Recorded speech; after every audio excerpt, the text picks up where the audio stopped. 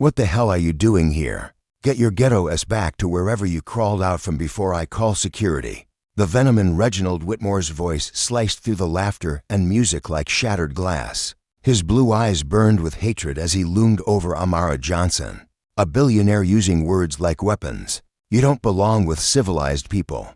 Know your damn place," he snarled before his polished hands shoved her hard. Her body flew backward, crashing into the pool with explosive force. Water splashed across the terrace as her designer gown billowed around her like a drowning dream. She surfaced, gasping, mascara streaming down her face. Whitmore adjusted his tuxedo, smiling in satisfaction as guests froze in horror, phones raised, recording every cruel second. What he didn't know was that the woman he just humiliated would destroy his entire empire. And in exactly 23 minutes, his billion-dollar world would start to crumble. 3 days earlier, David Johnson sat in his glass-walled office overlooking Atlanta's skyline. Sunlight bounced off polished skyscrapers, glowing across his desk piled with million-dollar contracts. At 38, David had built TouchFlow Industries from nothing, one of the South's most innovative software companies. His eyes landed on one contract that made his pulse race. Whitmore Corporation Strategic Partnership Proposal, $1.2 billion. It was the deal that would launch his company into the global market. David's revolutionary AI platform had caught the attention of major corporations, but Reginald Whitmore was the most desperate. Twice that month, the billionaire had flown down from New York with new offers. "Baby, you're going to be late for lunch," a soft voice called from the doorway. Amara Johnson stepped in elegant, confident, her tailored navy suit outlining quiet strength. Behind David's desk hung her Harvard Law degree, a reminder that together they were power and purpose united. "I'm reviewing Whitmore's final proposal," David said, pulling her close. "His real estate empire is drowning after the market crash. Without our predictive AI, he's done within 6 months." Amara scanned the pages, her lawyer's eye sharp as ever. "He's offering double what this tech is worth.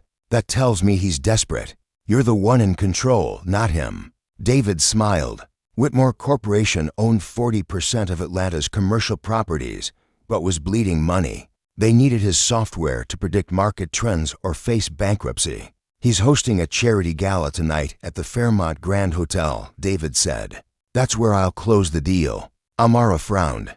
"I don't trust that man. His background shows discrimination lawsuits, minority businesses losing contracts mysteriously. Be careful." Across town, Whitmore paced inside his marble-columned mansion like a lion trapped in a cage. Financial reports littered his antique desk, each one screaming disaster. The 2023 crash had destroyed his empire. His family's 3-generation legacy was on the brink, $700 million owed. Payments due in 90 days. Without David's technology, he was finished. "Sir, the Johnson contract is ready for tonight," said Margaret, his nervous assistant. Whitmore's jaw flexed. Depending on a black entrepreneur for survival made his stomach twist. His grandfather had built this empire believing certain people belonged in certain places. Now he had to kneel to one. "Make sure everything's perfect at the gala," he muttered. "I need that signature tonight." That evening, David adjusted his tuxedo while Amara fastened her diamond earrings. Her deep blue gown shimmered under soft light. "Ready to make history?" she teased. David smiled, unaware that in 3 hours, his wife would be fighting for her dignity while his billion-dollar dream went up in flames. The Fairmont Grand glittered against the Atlanta skyline. Valets directed luxury cars beneath marble arches as flashbulbs popped. Inside the ballroom, chandeliers threw rainbows across gold-draped tables, and the air smelled of white orchids and power. David and Amara stepped out of their Tesla, drawing whispers. "That's David Johnson," someone murmured. "The tech genius." Others simply stared, drawn to Amara's grace and confidence. "Mr. and Mrs. Johnson, welcome," said the hotel manager warmly. "Mr. Whitmore's been asking about you every 10 minutes." Inside, Whitmore stood near the bar, surrounded by judges, senators, and bankers, Atlanta's untouchable elite. Judge Morrison, Senator Blake, and Charles Mitchell, the bank president, flanked him like armor. These weren't just friends, they were his protection, his influence, his control. "There's our golden goose," Whitmore muttered, spotting David. Time to close the deal before he gets any ideas. He approached with fake charm, hiding his contempt behind a southern gentleman's smile. "David, Amara, so glad you could join us," he said, voice dripping with rehearsed warmth. David shook his hand, firm and calm. "Your proposal's generous, but I'm still reviewing my options." Whitmore's smile stiffened. Sweat glistened on his forehead despite the cool air. "Of course, but think of what we can achieve together: global expansion in less than 18 months. David nodded politely, though he sensed desperation beneath the man's polished tone. Whitmore's company was hanging by a thread. Amara, sensing tension, gently interjected. "I'm going to get some air," she said with a smile. "The pool terrace looks lovely tonight." Her gown trailed behind her as she stepped onto the terrace, leaving behind the suffocating arrogance of the ballroom. Cool night air brushed her face as city lights sparkled in the pool's reflection. She scrolled through messages from her law firm, where her team was still working on a discrimination case that strangely mirrored Whitmore's business patterns. Inside, Whitmore's charm crumbled under the weight of champagne and resentment. At the bar, his circle's conversation grew darker. "Hard times," Judge Morrison muttered. "Never thought I'd see the day when Reginald Whitmore begged help from their kind." Senator Blake smirked. "They think they can just buy their way into our world. Soon, they'll be running everything." Whitmore drained his glass, fury bubbling beneath his polite mask. "Maybe my grandfather's generation had the right idea," he growled. Their laughter turned cruel. "Still ways to remind certain people where they belong," Mitchell sneered. "Gentlemen, let's get some air," Whitmore said suddenly, voice low and dangerous. The alcohol had burned away his restraint. The four men stumbled toward the terrace toward Amara, who stood alone by the pool, unaware that predators were closing in. Judge Morrison's voice dripped with contempt. "Look at her, acting like she owns the place. Probably never seen a pool this nice," Senator Blake mocked. "Wonder if she knows how to swim." Whitmore's gaze hardened. Every failure, every humiliation, every debt fused into one poisonous emotion: rage. A black woman, standing tall in his world, married to the man who held his future. He couldn't stand it. "Watch this, gentlemen," he said coldly, straightening his bow tie. "Time to restore some order to this evening." As the four men stepped onto the terrace, Amara turned at the sound of footsteps. Her instinct sharpened instantly. The way they moved, the smirks on their faces, she recognized danger when she saw it. "Excuse me, miss," Whitmore said smoothly. "I don't believe we've been properly introduced." Amara smiled politely. "Amara Johnson. My husband and I are guests here tonight supporting the Children's Education Foundation." "Johnson," Whitmore repeated, as if tasting the name. He stepped closer, invading her space. "And what qualifies someone like you to attend an event like this?" The question cut like a knife, but Amara stayed calm. "We're here for the same reason as everyone: to support education and community." "Community?" Mitchell laughed harshly. "What exactly have your people contributed besides crime and welfare?" Amara's jaw tightened. "That's enough. You've had too much to drink." She turned to leave, but Whitmore blocked her path. His companions spread out behind him like wolves closing in. "Not so fast, sweetheart," he sneered. "Someone needs to explain the rules to you. There's an order to things in this city." "Mr. Whitmore," Amara said in a calm but firm voice, though her heart was pounding, "I suggest you move before you say something you'll regret." "Regret?" Senator Blake laughed, her voice sharp and mean.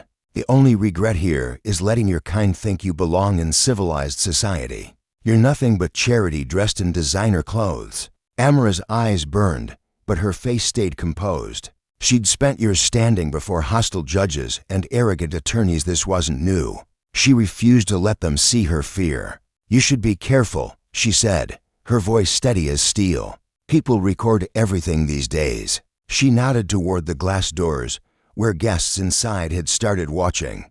A few already had their phones out. "Let them record," Whitmore snarled, his mask finally falling away. Alcohol and hatred turned him into something monstrous. Maybe it's time they see what happens when people forget their place. Judge Morrison staggered closer, reeking of bourbon. "You think marrying some tech boy makes you one of us? This isn't your little community center. This is where legacy lives." Senator Blake smirked. Your husband might have money, dear, but money can't buy class or erase what you really are underneath. Amara backed up instinctively, her heels near the pool's edge. The water shimmered behind her, calm and cruelly beautiful under the lights. You're all making a terrible mistake, she warned. My husband's technology could save Mr. Whitmore's company from bankruptcy.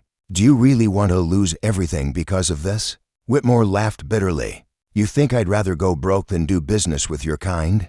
Maybe bankruptcy's better than selling my soul to people who don't belong here. Inside the ballroom, guests had gathered by the doors, their faces pressed to the glass. Phones were recording. Every vile word was being captured. But out on the terrace, Whitmore was too blinded by hate to notice. You want to know what I really think? He yelled, his face twisted with rage. You and your monkey husband should crawl back to whatever housing project you came from, before real Americans remind you where you belong. The silence that followed was thick and deadly. Amara saw it in his eyes. He wasn't just talking anymore. He was about to act. Mr. Whitmore, she said, her voice strong, though her body trembled. You have 10 seconds to move before I scream for security. Security? Whitmore barked out a laugh. Sweetheart, I own the security. I own the police. I own this city. Who's going to help you? And that was his final mistake. He lunged forward, his hands gripping her shoulders, his fury erupting like a volcano. But before he could push her again, the terrace doors burst open. David stormed through, his face carved with rage. Get away from my wife. His voice was thunder, silencing every whisper in the ballroom. Whitmore froze. The color drained from his face as David charged toward him, fury in every step. David, wait, this is just a misunderstanding. He stammered, his confidence collapsing into fear. You pushed my wife into a pool and called her trash, David said, his voice cold as ice. That's no misunderstanding. Guests gasped as David helped Amara out of the water, wrapping her in his jacket. Hotel staff rushed with towels while Whitmore stumbled backward, panic spreading across his once proud face. Please, David, we can fix this, Whitmore begged, his arrogance gone. Think about our deal. Our companies need each other. David's laugh was sharp and hollow. You think I'd partner with a man who assaults my wife? You just ended your own empire. Wait, please. You need my network, my investors, my connections, Whitmore stuttered. David stepped closer, his voice dropping to a deadly whisper. No, Reginald. You need me, but you just made sure you'll never have me. Senator Blake tried to smooth things over, her voice trembling. Gentlemen, surely we can discuss this privately. No need to make hasty decisions. Hasty, Amara said sharply, her voice slicing through the night. There's nothing hasty about justice. This is what happens when power meets accountability. Judge Morrison tried to speak, his voice weak. Let's not overreact. Things got out of hand. Out of hand, David snapped. You watched him assault my wife and said nothing. Whitmore fell to his knees, desperation turning him into a pathetic sight. David, please. My company employs 3,000 people. Don't destroy everything over one mistake. One mistake, David said, glaring down at him. You revealed who you really are, and now you'll live with it.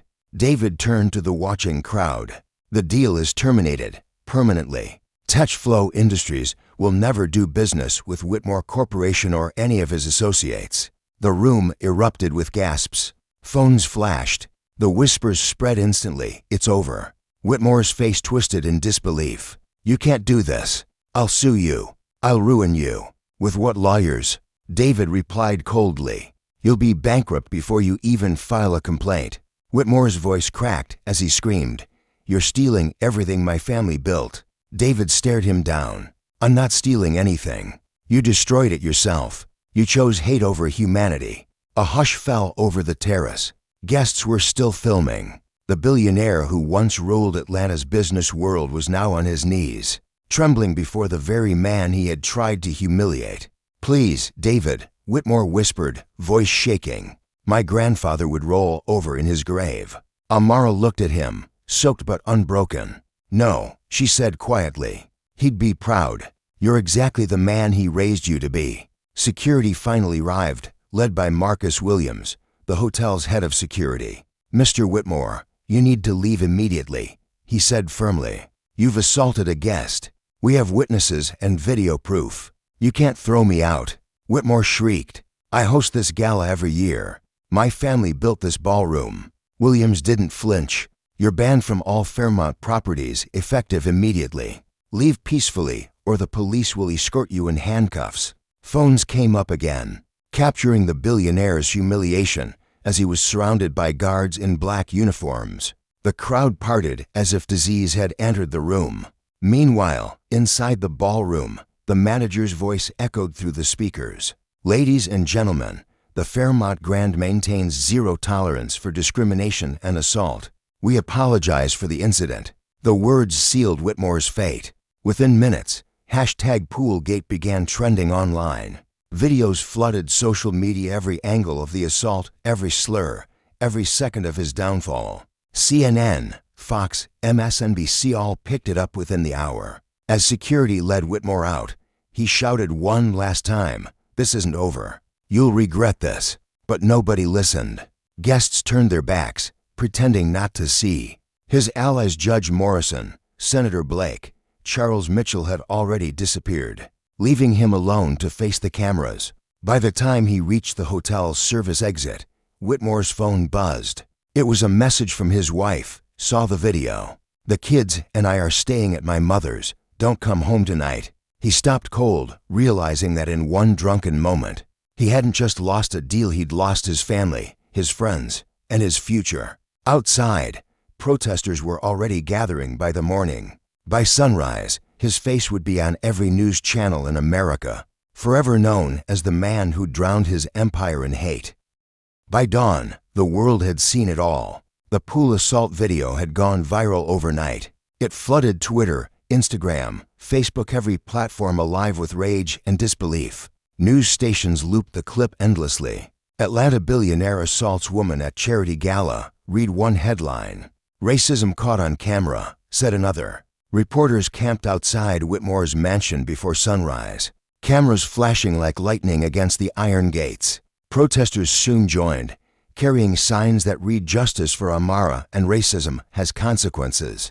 Inside his once grand home, Reginald Whitmore sat alone in his study, the same place where he had once commanded fear and respect. His phone buzzed non-stop, calls from board members, investors, lawyers, all panicking, all furious. His assistant, Margaret, entered hesitantly, clutching a stack of messages. "Sir, the board wants an emergency meeting," she said quietly. "3 investors are demanding you step down. The bank froze your credit line. The stock's down 18% in after-hours trading." Whitmore's hands trembled as he rubbed his temples. "They can't do this to me," he muttered. "I am Whitmore Corporation." Margaret's voice softened. "You were, sir." Across town, David and Amara were at home, wrapped in the quiet of morning. She sat on the couch, hair still damp, her phone buzzing with messages of support. Civil rights leaders, reporters, friends all reaching out.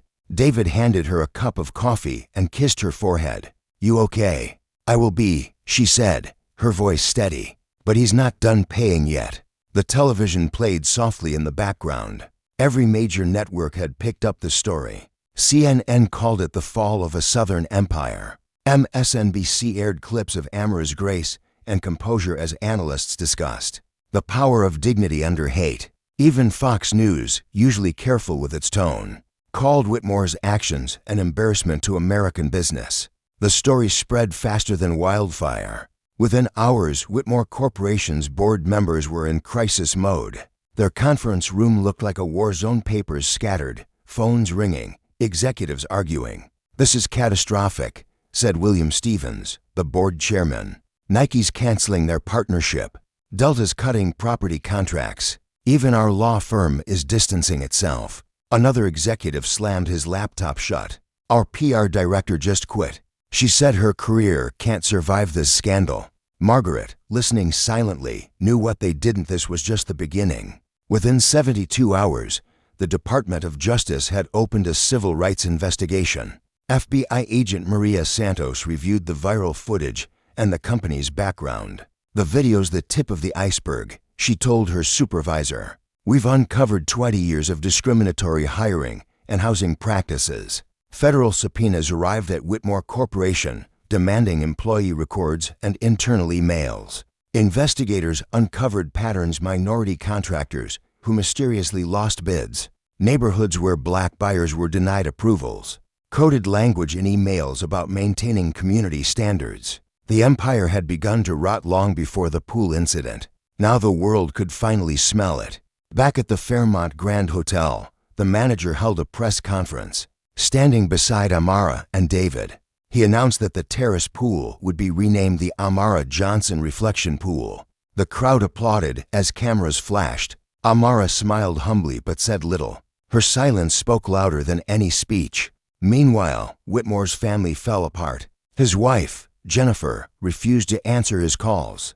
Their children were being mocked at school. Caroline's tennis coach dropped her from the team. Jennifer said through tears to her mother over the phone, "No one wants to be seen with the Whitmores."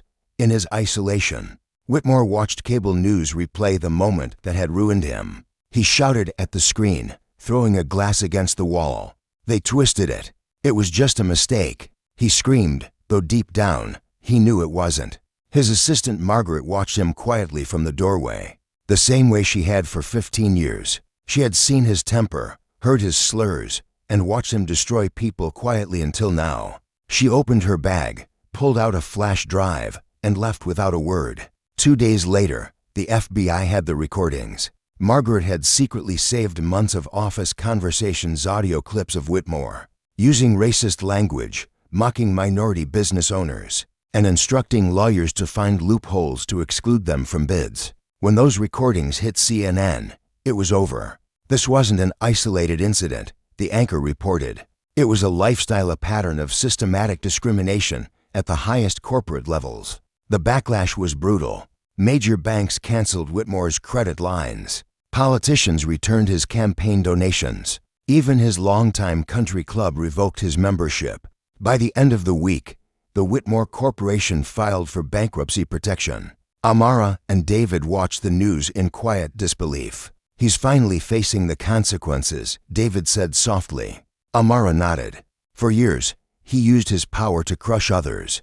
Now that power has turned on him. Whitmore's face appeared again on the screen, now pale and tired. His mansion gates were covered with graffiti. "No justice, no peace. Accountability wins." CNN's Anderson Cooper spoke with legal analyst Rebecca Carter. "This case will be remembered as a turning point," she said. Social media didn't just expose racism, it enforced justice in real time. Whitmore's empire collapsed in 72 hours because of one act of hate caught on camera. As protesters surrounded his mansion, chanting Amara's name, Whitmore sat in silence. His phone rang. It was his lawyer. "The Justice Department has opened a formal case against you," the lawyer said. "Housing discrimination, civil rights violations, workplace bias. You're facing multiple indictments." Whitmore didn't respond. His empire, his money, his status, everything had vanished. All that remained was silence. Amara, on the other hand, was rising higher than ever. Invitations poured in for interviews and speaking events, but she declined most of them. Instead, she announced the creation of the Equal Justice Technology Foundation, using her settlement funds to fight discrimination through AI-based legal tools. "This isn't about revenge," she told reporters at the launch. "It's about rebuilding a fairer world." Touchflow Industries, David's company, tripled in value within months. Corporations lined up for partnerships, eager to associate with his moral courage. But David refused to rush. "We only work with those who respect equality," he told Bloomberg. "We don't trade values for profit." Whitmore's mansion, seized by the court, was sold at auction. The new owners donated it to a non-profit organization for underprivileged youth. Ironically, the same ballroom where he once mocked Amara now hosted after-school programs for minority children. Across the city, billboards displayed Amara's image beside words that read, "Dignity is power." The country took notice. Universities added the Whitmore case to business ethics courses. Civil rights attorneys used it as a modern study of social justice through technology. Reginald Whitmore became a cautionary tale, a reminder that hate, no matter how wealthy, can still drown in its own reflection. Late one night, as Amara looked out over Atlanta's skyline from her penthouse balcony. She whispered, "He thought pushing me down would make me smaller, but it only made me stronger." David wrapped an arm around her shoulders. "He showed the world who he was," he said softly. "You showed them who they could be." 5 years passed. Atlanta had changed, and so had the people who once lived in its shadows.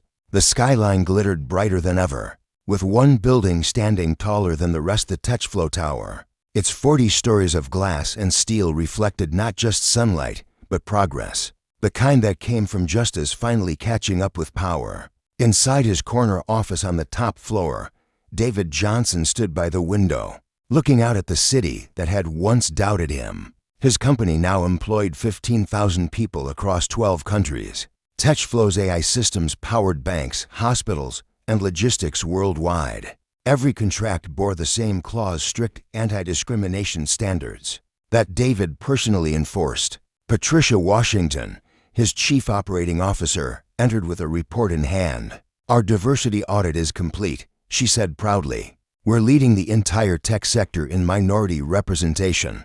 David smiled, a calm satisfaction in his eyes. "That's the real progress," he said. "Not the money, the people." He turned back to the skyline. Whitmore never understood that, and it cost him everything. Across town, another building stood as a different kind of monument, the Equal Justice Technology Foundation, founded by Amara Johnson. Inside its bright, modern halls, lawyers and programmers worked side by side, creating AI systems that helped victims of discrimination find justice faster than ever before. Amara, now 47, adjusted her black judicial robes in her private chambers. The gold plaque on her desk read, "Honorable Amara Johnson, United States District Judge." After years of advocacy, she had been nominated by the president himself, the youngest black woman ever to serve as a federal judge in Georgia. Her clerk entered quietly. "Your Honor, the Whitmore v. State of Georgia appeal is ready for review."